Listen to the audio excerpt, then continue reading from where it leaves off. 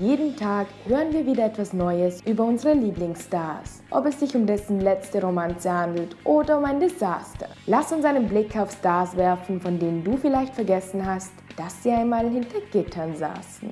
Tim Allen. Bei den meisten wegen seiner Rolle in Hör mal, wer da hämmert bekannt, wurde Tim Allen von vielen vergöttert. Auch er hat sein Päckchen zu tragen, da er auch einmal hinter Gittern saß. Die Schwierigkeiten begannen in Michigan, wo er ein bekannter Kokaindealer in den 70ern war. Er war sogar so bekannt, dass Beamte eine Sting-Operation im Jahr 1978 vorbereiteten, was ihn dann lebenslänglich im Gefängnis kosten hätte können. Aber wie ging er dem allem aus dem Weg? Er gab der Polizei die Namen von 2 Dutzend Dealern an. Er war damals als Timothy Dick bekannt, der seinen Vater verlor, als er 11 Jahre alt war, da er umgebracht wurde, als er von einem Footballspiel nach Hause kam. Seine Mutter heiratete 2 Jahre später im Jahr 1966 wieder und zog mit ihm nach Michigan. Am 2. Oktober 1978 wurde er am internationalen Flughafen verhaftet, da er in Besitz von 650 Gramm Kokain war. Nachdem er verhaftet und angeklagt wurde, ging er einen Deal ein und gab ihnen einige Namen von Dealern an. Das ermöglichte ihm nicht nur 3 bis 7 Jahre zu bekommen, sondern sein Urteil wurde von lebenslänglich ziemlich stark verringert. Am 12. Juni 1981 wurde er auf Bewährung freigelassen, aber er saß zuerst 2 Jahre und 4 Monate in der Bundesjustizvollzugsanstalt in Sandstone, Minnesota ab. Khloe Kardashian. Ziemlich sicher hat jeder schon etwas von der Kardashian-Familie gehört. Aber du erinnerst dich vielleicht nicht an die Zeit, in der Khloe Probleme mit dem Gesetz hatte. Sie wurde wegen Einfluss am Steuer verhaftet und zu 30 Tagen im Los Angeles County Jail verurteilt, da sie ihre Bewährungsstrafe missachtete. Sie vervollständigte ihren Dienst nicht, die Straßen zu säubern, und nahm an der Klasse nicht teil, die ihr den Umgang mit Alkohol näher gebracht hätte. Sie wurde wegen Missachtens der Bewährungsstrafe am 3. Juli 2008 verurteilt und sie hatte bis am 18. Juli Zeit, um sich selbst einzuliefern. Die ursprüngliche Verhaftung war im März 2007 mit einem Urteil von 3 Jahren auf Bewährung.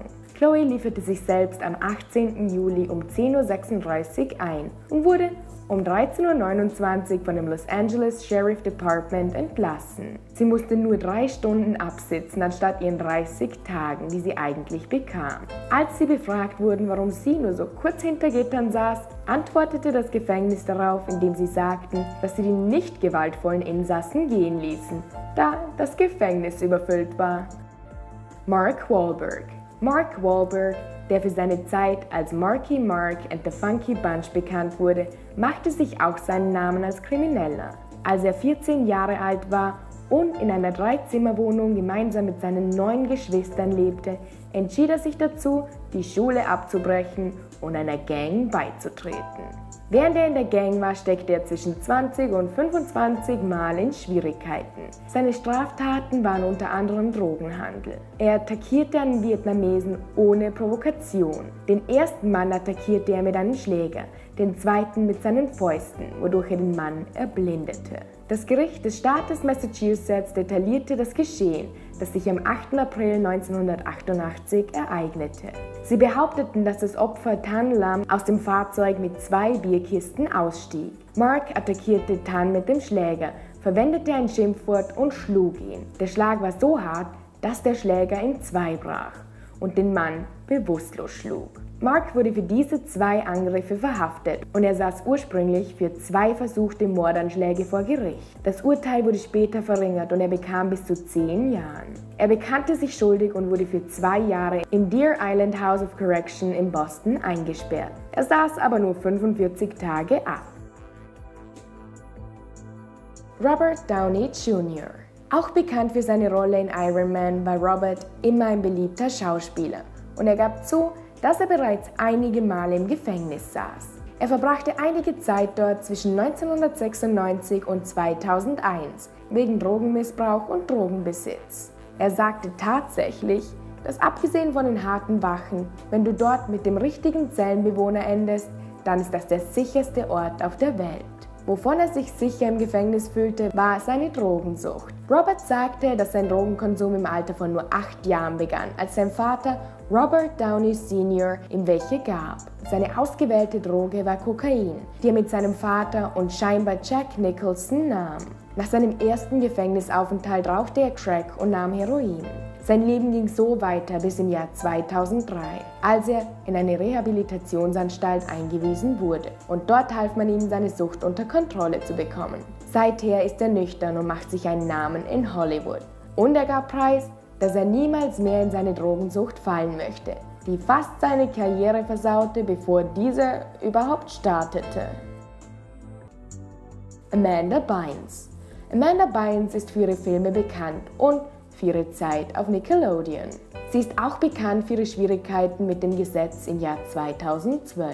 Sie wurde ursprünglich im März 2012 aus dem Verkehr gezogen, als sie erwischt wurde, während sie telefonierte. Als ihr der Polizist einen Strafzettel gab, raste sie davon. Im darauffolgenden Monat, am 4. April 2012, wurde sie wegen Einfluss am Steuer verhaftet, nachdem sie versuchte, einen Polizeiwagen zu überholen, um 3 Uhr morgens, und sie diesen streifte. Sie verweigerte, einen Alkohol- und Drogentest durchzuführen und wurde verhaftet. Sie verbrachte dann einige Stunden im Gefängnis und wurde um 10:30 Uhr freigelassen, nachdem 5.000 € bezahlt wurden. Aber das ist noch nicht das Ende. Nachdem sie verurteilt wurde, schrieb sie einen launischen Tweet über Obama und bat ihn, den Polizisten zu feuern, der sie verhaftete. Am 6. Juni, am Tag nach ihrem Urteil, bekannte sie sich als unschuldig und musste 6 Monate im Gefängnis absitzen. Ihr Krieg mit dem Gesetz endete hier jedoch noch nicht. Im August 2012 fuhr sie mit dem Heck ihres Wagens in ein anderes am Ventura Boulevard in Los Angeles, was sie $800 Schaden kostete. Sie sagte dem Fahrer scheinbar, dass sie nur minimalen Schaden sah, und sie fuhr weiter, ohne dem Fahrer ihre Versicherungsinformationen preiszugeben. Am 4. September 2012 wurde sie für beide Vorfälle vom April und August angeklagt und ihr wurde der Führerschein entnommen. Das Fahrzeug wurde am 16. September dann entnommen, da sie mit einem ungültigen Führerschein fuhr. Nach ein paar Extrarunden mit dem Gesetz holte sie sich dann Hilfe. Lindsay Lohan. Eine weitere geliebte Schauspielerin, die in einigen Filmhits mitspielte und in Schwierigkeiten geriet, war Lindsay Lohan. Mit einigen Verhaftungen, die am 26. Mai 2007 wegen Einfluss am Steuer- und Kokainbesitz starteten, ist sie nun mehr wegen ihren Schwierigkeiten als wegen ihrer Schauspielerei bekannt. Sie wurde am 24. Juni 2007 erneut wegen Verdacht auf Einfluss am Steuer verhaftet und man glaubte, dass sie mit einem gesperrten Führerschein fuhr. Es kam zu der Verhaftung, da sie eine Frau in einem SUV jagte und mit ihr in einen Streit geriet. Am 23. August 2007 wurde sie dann zu einem Tag im Gefängnis verurteilt und bekam 10 Tage Gemeinschaftsdienst mit 3 Jahren Bewährung. Sie saß 84 Minuten ihres Urteils am 15. November 2007 ab und wurde wegen Überfüllung freigelassen. Im Oktober 2009 wurde ihre Bewährungszeit für 1 Jahr verlängert, sodass sie den notwendigen Alkoholerziehungsklassen beitreten konnte, was sie zuvor nicht tat.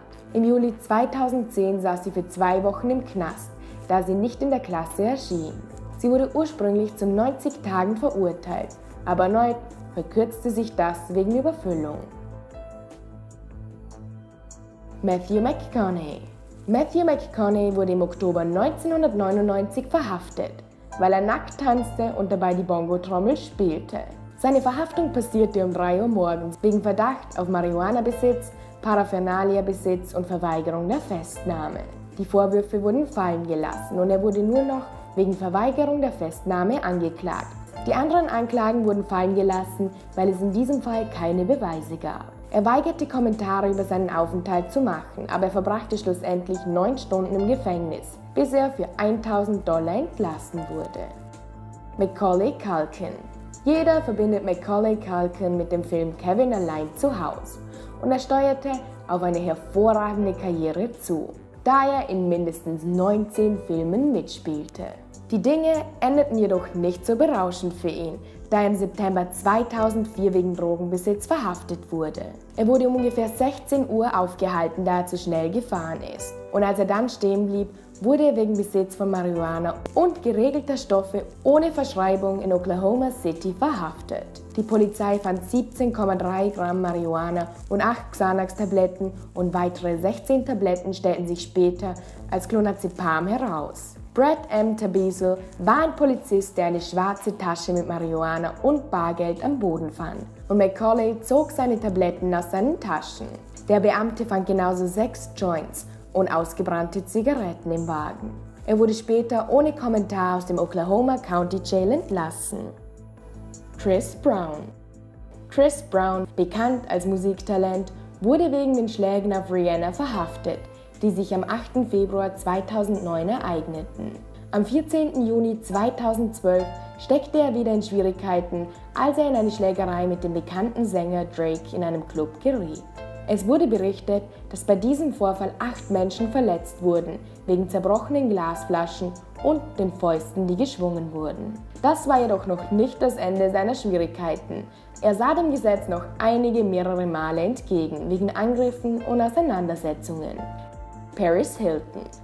Paris Hilton war auch keine Unbekannte des Gesetzbruchs. Am 27. September 2006 wurde sie wegen Einfluss am Steuer verhaftet, während sie unterwegs zum In-N-Out-Burger-Restaurant war. Sie behauptete, dass sie ein Getränk hatte und nichts aß, und somit machte sie sich auf den Weg, um Essen zu holen.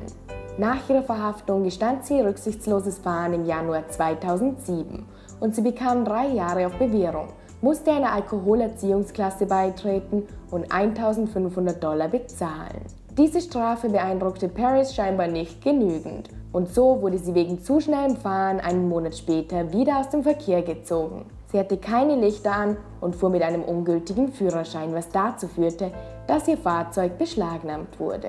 Genau dieser Vorfall brachte sie am 4. Mai 2007 für 45 Tage in den Knast. Sie lieferte sich selbst am 3. Juni 2007 ein, was 1,5 Tage früher war, als von dem Gefängnis in Linwood, Kalifornien, erwartet wurde.